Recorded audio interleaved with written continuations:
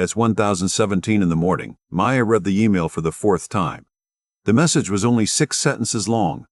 Her manager wanted to discuss the future of her role. There was no accusation, no decision, no threat. But before Maya reached the final line, a sentence had already formed inside her. This is the beginning of the end.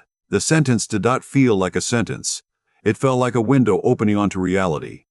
Within seconds it had gathered evidence. The meeting she had not been invited to, the project that had changed direction, the pause before her manager answered yesterday. Her body tightened, and the thought became a verdict. I am about to lose everything. Then something small happened. Maya heard herself say, quietly, I am having the thought that I am about to lose everything.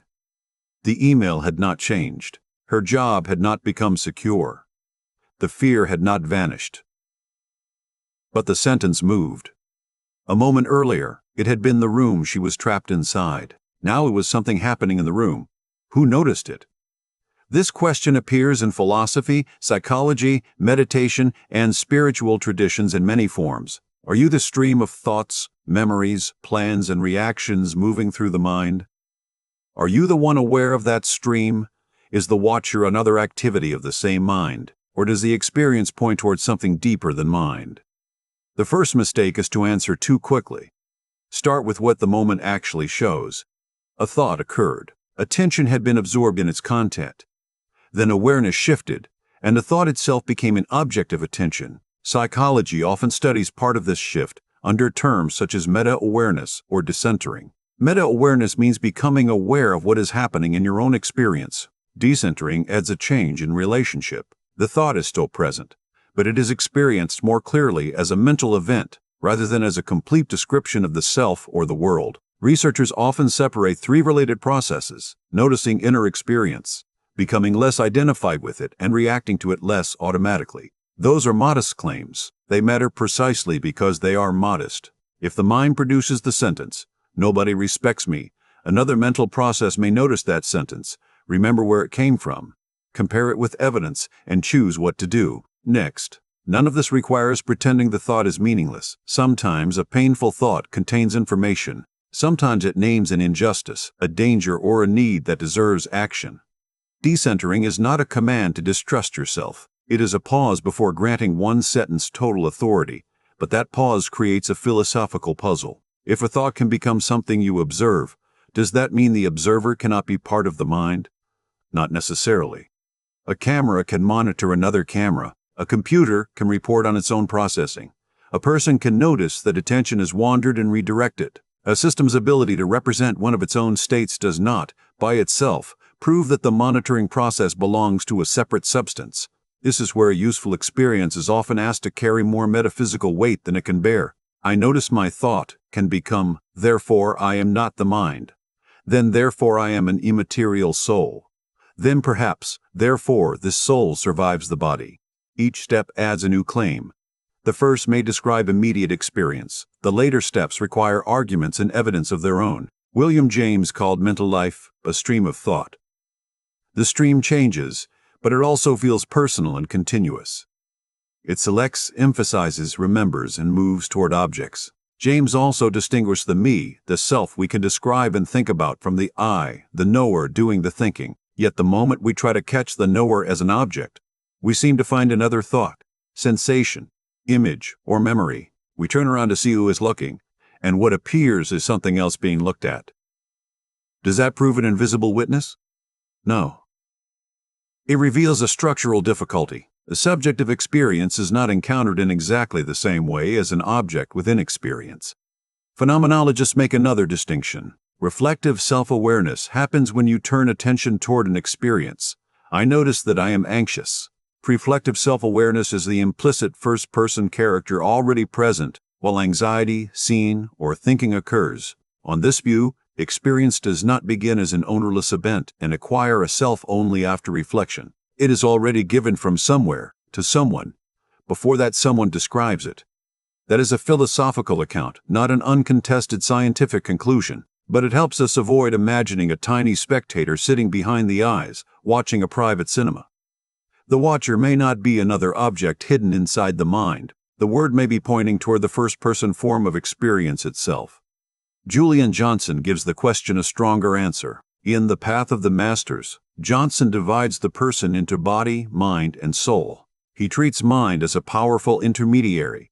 It receives impressions, reasons, remembers, asserts identity, and becomes entangled in desire, anger, greed, attachment, and ego. The soul, in his Sat-Mat framework, is the enduring conscious reality that can learn to disentangle its attention from mind and sense experience.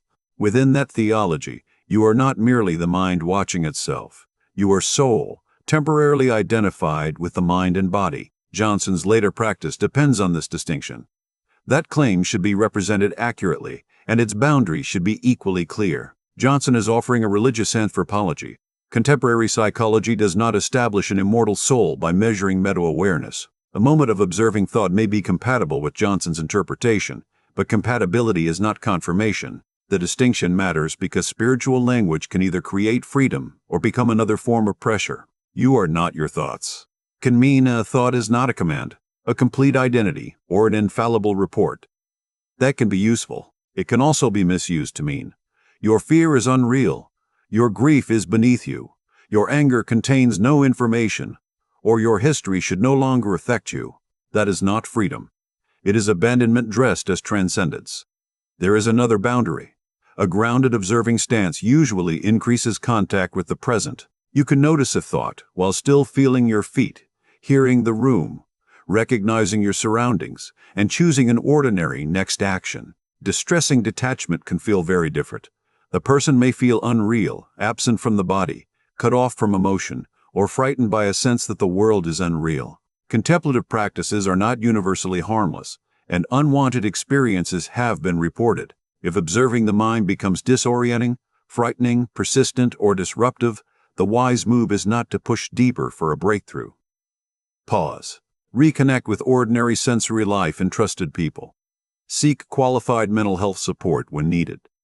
The test is not whether the experience sounds spiritual. The test is whether it increases clarity, agency, contact, and care. So what can you practice without pretending the metaphysics is settled?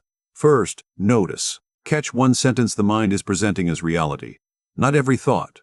Not a perfect state of awareness. One sentence. Second, name. Use plain language. I am having the thought that I will fail. I am noticing an image of being rejected. I am remembering something painful.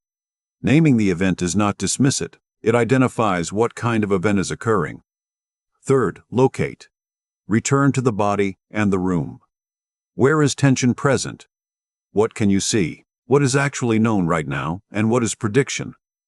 This step keeps observation from floating away into abstraction. Fourth, choose. Ask, what action fits the evidence and my values? The answer may be to rest, send a careful message, set a boundary, apologize, gather information, ask for help, or do nothing until morning. The goal is not to defeat the thought, it is to prevent automatic obedience. Maya still had the email. She still did not know what the meeting would bring. But after naming the thought, she noticed three things the verdict had hidden. The meeting was 2 days away.